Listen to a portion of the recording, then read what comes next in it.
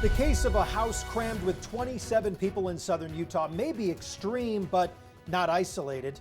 Thanks for joining us for 2 News at 5. I'm Brian Schnee. And I'm Heidi Hatch. Glad you're with us on this Friday. A housing advocate thinks it's happening all over, and there are concerns it could be going on in a northern Utah neighborhood. Brian Malahi live for us tonight in Davis County. Brian, what do we know about all of this? This afternoon, I filed a request for police records after a woman shared distress for the welfare of a child. In southern Utah, sobering surprise in Washington City with 27 people living in the same house. We're so concerned for this child's well-being. Now this woman, who does not want to be identified, fears the same is happening here on the other side of the state, and at least one child could be at risk. How does that hit you? It hurts my heart. She says she learned of it from an administrator at her kid's school. It was brought to the attention of the Weber School District, which referred it to police. The woman says she also contacted DCFS. 2 News has been given a case number and has requested any and all records. You know, families doubling and tripling up.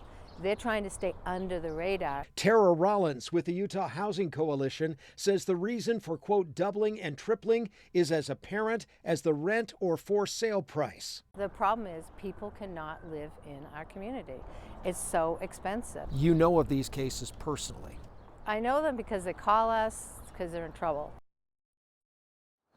And in Park City, KPCW reported on tight housing for some ski workers, 8 of them in a 2-bedroom apartment for $7,500 a month. Live in Davis County, Brian Malahi, KUTV 2 News. It's a lot of money. We take a look at the average rent prices here in Utah. On Zillow, statewide, the average rent for a home is about $2,400 a month. In Salt Lake City, that number is a little higher, around $2,500 a month. In Washington City, the average rent for a house is just above $1,900 a month. Back in February, Jamie McGriff took a look at some of the challenges in finding an affordable home in Washington County. The problem is also impacting businesses recruiting employees. One company is looking to address the issue by building tiny homes.